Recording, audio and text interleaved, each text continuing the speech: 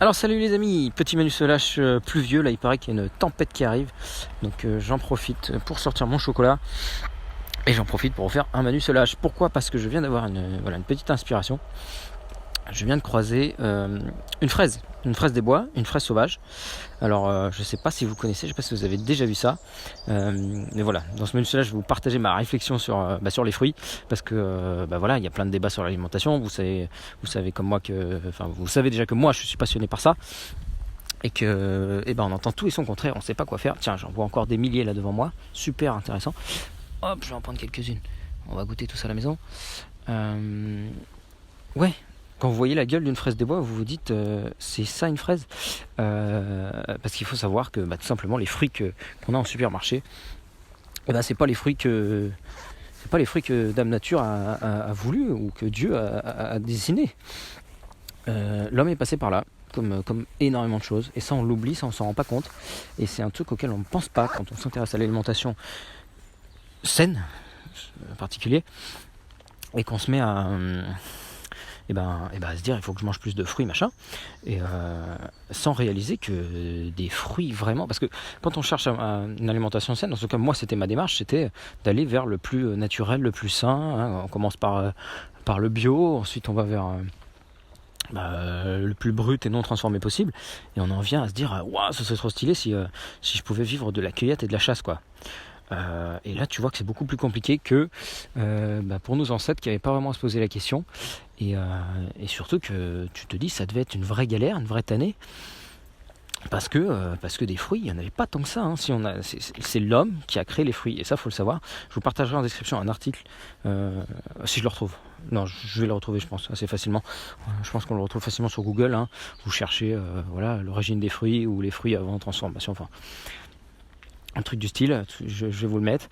Et voilà, on apprend que les légumes, pareil, tout ce qui est courgettes, potirons, fraises, pommes, bananes, tout ce qu'on connaît, à l'état sauvage, ça ressemblait à rien, c'était tout petit, hyper concentré, donc c'était appétant, hein, c'était attirant, c'est vers ça quand même que l'homme se tournait. Mais en tout cas, ici, dans nos régions occidentales, évidemment, chaque région de la planète a ses fruits, a son climat, donc là je vous parle de ce que je connais.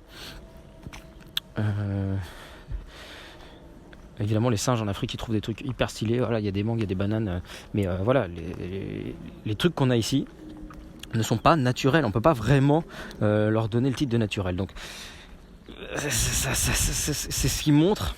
Moi, ce que je veux juste que vous reteniez de cette leçon-là, c'est qu'il faut garder une humilité, mais constante. Et c'est ça le secret. Je vous invite à regarder l'interview de mon pote Antoine BM avec Oussama Hamar, voilà, une de ses dernières vidéos, une interview d'Oussama Hamar, et ce gars-là est très intéressant, et pourtant il pourrait ressembler il pourrait être l'image de tout ce que je déteste, tout ce que j'ai détesté, puisque maintenant, même sur ce sujet-là, voilà, l'argent, le business et tout, maintenant j'ai compris. C'est ça que je veux que vous compreniez, c'est que les choses sont tellement complexes, et lui-même le dit. C'est ça que j'aime chez ce gars-là, c'est au-delà du côté business et tout, c'est qu'il a des phrases, il a une philosophie, c'est surtout ça, ses valeurs, c'est sa façon de voir le monde, d'étudier des sujets. C'est passionnant. Quand il veut découvrir un sujet, il a un compte privé Twitter. Et allez écouter la vidéo, hein, il vous l'expliquera mieux que moi, mais il a un compte privé Twitter, voilà, en secret, pour pas qu'on sache trop, pour pas qu'on le reconnaisse, tout simplement, anonyme.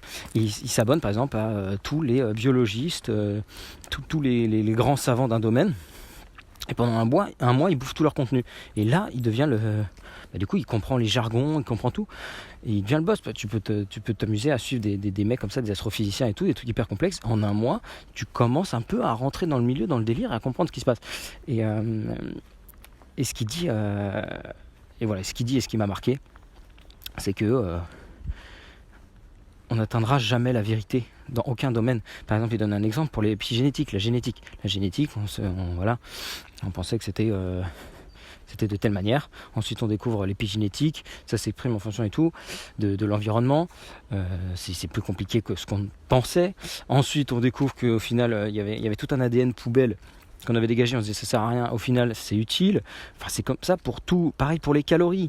Ça c'est Thierry Casasnovas qui en parle le mieux. Pour les histoires de glycémie, de pic glycémique, de charge glycémique, on parle pour le sucre on regarde le taux de sucre. Ensuite on s'est mis à se rendre compte qu'il y avait une différence entre les sucres, qu'il y avait un indice glycémique différent en fonction des aliments. Ensuite les chercheurs se sont rendus compte qu'il n'y avait pas que l'indice glycémique, il y avait aussi la charge glycémique.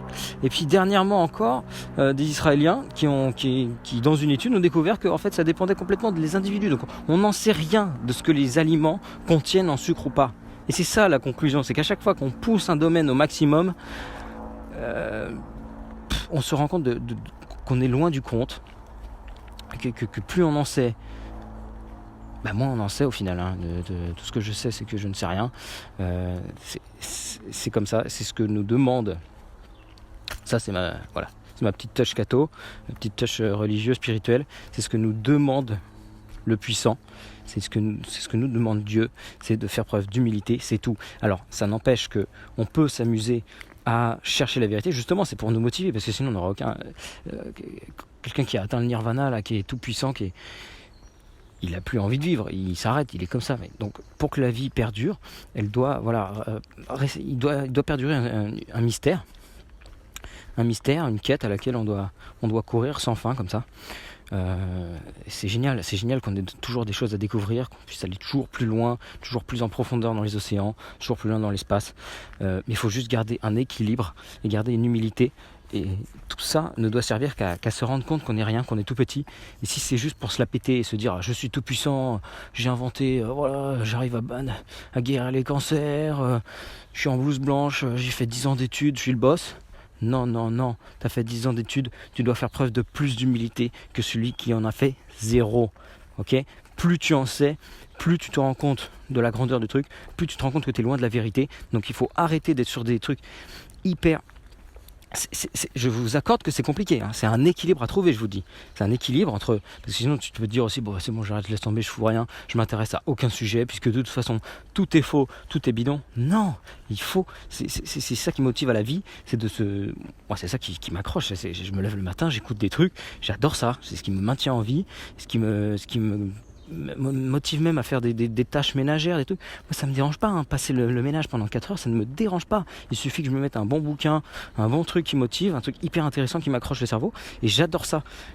Et justement, merde, je sais plus d'où ça vient, je vous en parlerai dès que j'aurai retrouvé, mais en gros, j'ai entendu ça en éducation pour les gosses, peut-être la conférence... je crois que j'ai trouvé une conférence sur Alice Miller, l'éducation des enfants, machin. Je crois que c'est là, et qu'en gros, c'est génial, par exemple, que les enfants dessinent pendant les cours, ou... Non, ça doit être notre ami Steve, du Manusel HD de la semaine dernière. Voilà, ça doit être là-dedans, dans la vidéo de notre ami Steve. Donc si vous avez écouté ces vidéos, vous avez dû l'entendre, mais que les enfants... je vous invite à regarder ces 4 vidéos là pour foirer l'éducation de son gosse. Évidemment, lui, c'est pour la réussir, mais voilà, il présente ça à l'envers. C'est beaucoup plus sympa.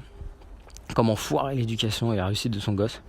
Et en gros, il dit que les gamins, c'est génial qu'ils dessinent et tout pendant les cours, parce que le conscient peut emmagasiner, je sais plus combien d'informations. J'ai retenu que l'inconscient, lui, c'était dans les 4 millions, un truc comme ça, c'est un chiffre énorme. L'inconscient est capable d'emmagasiner comme ça des millions de données à la seconde, ce que le conscient ne peut pas faire. Donc le fait de mettre ton conscient dans un dessin, dans une activité manuelle, autre chose, ça permet à ton inconscient de tout enregistrer, et puis après t'as plus qu'à... c'est génial, c'est fantastique. C'est un petit hack de cerveau. Donc ça m'a fait plaisir d'entendre ça, parce que j'ai remarqué que c'est ce que je faisais naturellement. Quand je fais des travaux, quand je fais le ménage ou quoi, je mets mon cerveau, même en baladant Choco comme ça, je mets mon conscient dans faut que je regarde où je marche, il faut pas que je foire mon parpaing là, faut qu'il soit bien droit, machin. Mon conscient est là, mais mon inconscient, lui, il écoute tout ce que dit Thierry Casasnovas, tel conférencier, tel bouquin. Tout est emmagasiné à toute vitesse. Donc voilà, là je vous donne une super technique. pour emmagasiner du savoir et plus rapidement que d'être là à écouter mot pour mot, à essayer de... Non, c'est comme... non, ça marche pas. Donc voilà, je pense que j'ai un peu fait le tour, que vous avez compris l'idée. Les fruits tels qu'on les connaît n'existent pas à l'état naturel. Ça, c'est quand même un scoop.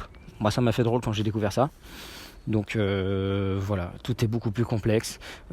Faut arrêter de croire qu'on a tout compris, que tout est si simple. Et moi, maintenant, ce que je veux vous pousser à faire, voilà, c'est suivre cette voie du milieu, pour tous les sujets. Et pour moi, c'est la clé du bonheur. C'est le Tao, hein, c'est le yin et le yang. C'est voilà, en tout, en éducation, en alimentation, dans la vie. Est-ce qu'il faut de l'argent, est-ce qu'il n'en faut pas? Voie du milieu. C'est bon. Et là, tu peux pas te péter la gueule. Pour moi, c'est une loi naturelle, une loi du monde qui est indispensable à connaître. Voilà. Il y a des lois dans le monde indispensables à connaître. C'en est une. Et quand tu les connais, après, tu les appliques pour tout et tu peux pas te foirer. Donc voilà. On va s'amuser ensemble à découvrir toutes ces lois. Là, je vous en ai donné une. Humilité, voie du milieu. On ne connaît pas tout d'un sujet. C'est pas parce qu'un tel est médecin, un tel est machin qui sait tout. Non. Voilà, je ne vais pas en dire plus. Je vous dis à très bientôt. On a des nouvelles sympas à vous donner. Là, je ne me sentais pas trop d'en parler.